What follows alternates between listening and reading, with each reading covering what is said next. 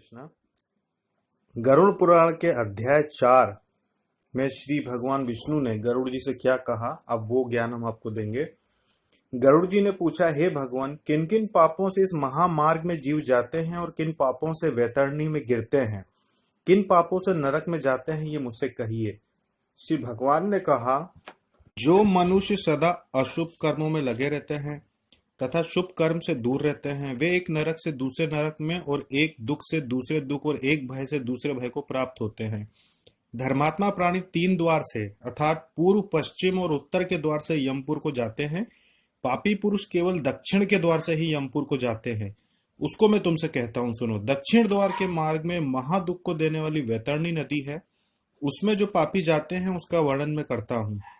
ब्राह्मण को मारने वाले, गऊ को मारने वाले, बालक वध करने वाले, स्त्री को मारने वाले, गर्भपतन कराने वाले और गुप्त पापों को करने वाले वैतरणी को जाते हैं। गुरु के द्रव्य को, देवता के द्रव्य को तथा स्त्री के द्रव्य को, बालक के द्रव्य को जो हरण करते हैं, जो ऋण को लेकर नहीं देते, विश्वासघात करते हैं और जो अन्न में विष मिलाकर खाने को देते हैं, दूसरे के दोष को ग्रहण करने वाले, गुणों को छिपाने वाले, गुणवानों से ईर्ष्या करने वाले, नीच की संगति करने वाले, सत्संग से दूर रहने वाले, तीर्थों की, सज्जनों की, शुभ कर्मों की, गुरु और देवताओं की निंदा करने वाले, पुराण, वेद, मीमांसा, न्याय, वेदांत आदि शास्त्रों पर दोष देने वाले, दुखियों को देखकर प्रसन्न होने वाले, प्रसन्न को दुख देने वाले और दुष्ट वचन कहने वाले, दुष्ट स्वभाव वाले, हित के वचन को न सुनने वाले, शास्त्र के वचन पर विश्वास नहीं करने वाले, शास्त्र पुराण को न सुनने वाले, योग्य पुरुष को भी देखकर घमंड करने वाले, जो मूर्ख लोग होते हैं, अपने को पंडित समझते हैं, वे सब और धर्महीन पापी दिन रात्रि रोते हुए यम मार्ग में जाते हैं। यमदूतों द्वारा ताड़ित हुए जो प्राणी वैतरणी को जाते हैं और जो पातक की जीव उस नदी में गिरते हैं, उनका वर्णन मैं तुमसे कहता हूँ। जो लोग माता पिता, गुरु, आचार्य और पूज्य जनों का अपमान करते हैं, वे पापी प्राणी वैतरणी में डुबाए जाते हैं। जो लोग पतिव्रता, शीलवती, कुलीन, विनय युक्त स्त्री का द्वेष से परित्याग करते हैं, वे वैतरणी में गिरते हैं। यानी कि जो अच्छी पत्नी को छोड़ देते हैं वो वैतरणी में गिरते हैं। जो लोग सज्जनों में हजारों गुणों के रहते हुए भी दोष का आरोप किया करते हैं और उनका अपमान करते हैं, वे लोग वैतरणी में गिरते हैं।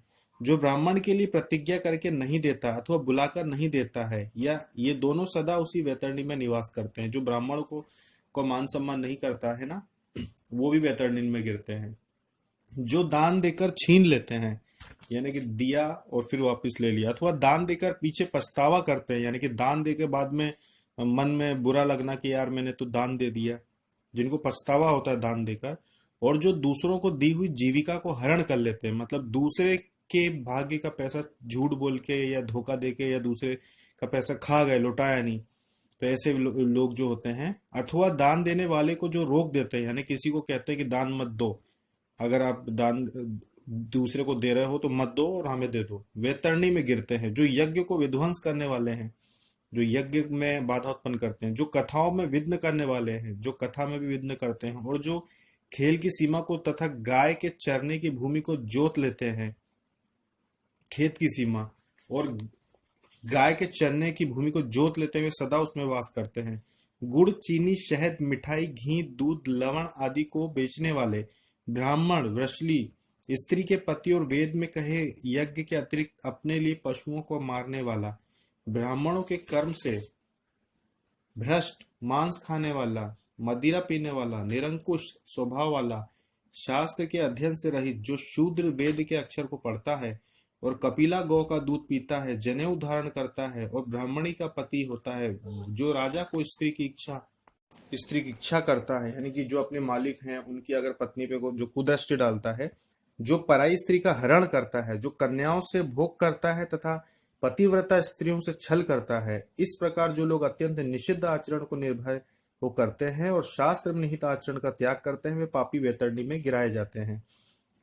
उन उक्त मार्गों को लांग कर पापी यमलोक को जाते हैं और फिर यम की आज्ञा को पाकर वे यमदूत उनको वैतरणी में डालते हैं। हे गरुण, सब नरकों में मुख्य जो 21 नरक हैं, उनमें सबसे अधिक पीड़ा देने वाली वैतरणी में पापियों को यमदूत यम की आज्ञा से डालते हैं।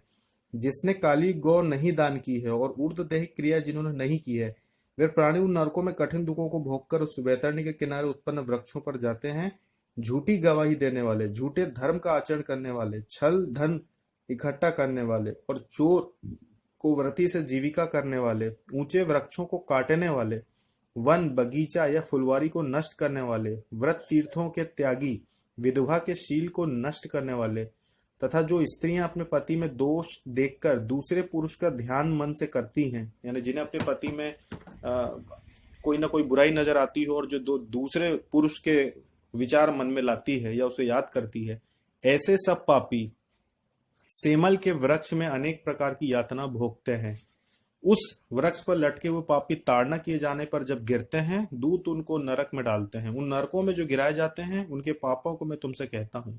ईश्वर को न मानने वाले, जो ईश्वर को नहीं मानते, नास्तिक हैं, दान का खंडन करने वाले, परंपरा का उल्लंघन करने वाले, अपने कर्म तथा आश्रितों यानी कि पुत्र, स्त्री, देवता, अतिथि और सेवक आदि को दुख देते हैं, जो यानी कि जो अपने बेटे को भी दुख देता हो, पत्नी को दुख देता हो, देवताओं को का मान सम्मान ना करता हो, अतिथि के आने पर जिसको बुरा लगता हो कि कहां से आ गए, ऐसे लोग जो होते हैं, संसार के विषय में संलग्न, संसार को ठगने के लिए दम्भ करने वाले और दूसरों के लिए हुए उपकार को न मानने वाले घोर नरक में जाते हैं। यानी किसी ने मदद की और उसको उपकार नहीं मानते तो वो नरक में जाते हैं। कुआ, बावली, तालाब, देवालय और प्रजाओं के घर का नाश करने वाले नरकों को भोगते हैं। जो स्त्री, बालक, सेवक तथा गुरुजनों को न देकर अकेले भोजन करते हैं और देवता, पितर तथा बलि, वैश्व देव आदि यज्ञों को न करके भोजन करते हैं, यानी जो देवताओं को, पितरों को इनको भोजन नहीं कराते हैं और स्वयं अपने बारे में सोचते हैं, वे निश्चय ही नरक में जाते हैं। जो कांटों से, पुल से, काष्टों से, पत्थरों से या कटीले लोहे के तार आदि से जो मार्ग को रोकते हैं, वह निश्चय ही नरक में जाते हैं। शिव, पार्वती, विष्णु, सूर्य, गणेश, सदगुरु और पंडित की जो अज्ञानी सेवा और पूजा नहीं करते, वे निश्चय नरक में जाते हैं। अच्छा, यहाँ एक जो बात है, इसको अगर देखें, जो दिया गया कि शिव, पार्वती, विष्णु, सूर्य, गणेश, सदगुरु और पंडित की जो अज्ञानी सेवा और पूजा नहीं करते, वे निश्चय नरक में जाते हैं। अब देखिए, जो साधना करता है, उसकी साधना में तो इन सभी का पूजन हो जाता है। तो सभी का हम नियम पूर्वक जो विधि होती है उसमें सभी के पूजन का दिया हुआ, तो इन सबकी पूजन साधना में हो जाती है, जो साधना करते हैं। जो ब्राह्मण दासी के संग शैया पर सोता है, नरक को जाता है, और जो शूद्रा स्त्री में उसकी संतान पैदा करता है, वो ब्राह्मणत्व से नष्ट हो जाता है और ब्राह्मणों में अधम है। ऐसे ब्राह्मण को नमस्कार तथा पूजा आदि नहीं करना चाहिए। जो अज्ञानी देवता आदि से विमुख रहते हैं, वे अवश्य नरकगामी होते हैं। जो मनुष्य ब्राह्मणों के युद्ध को और गौओं के युद्ध को निवारण नहीं करते, बल्कि अनुमोदन करते हैं, वे निश्चय नरक को जाते हैं। जिन स्त्रियों को पति ही एक शरण है, ऐसी स्त्री के पास ऋतुकाल में भी वैर से यदि उसका पति नहीं रहता, तो अवश्य नरक को भोगता है। जो काम से अंधे होकर रजस्वला स्त्री से भोग करते हैं और पर्व में तथा जल में या दिन में तथा श्राद्ध के दिनों जो स्त्री गमन करते हैं, यानी श्राद्ध जो चलेंगे, अभी श्राद्ध आएंगे, इस समय जो भी संभोग करता है, वे निश्चय ही नरक में जाते हैं। श्राद्ध के 15 दिन संयम रखना चाहिए।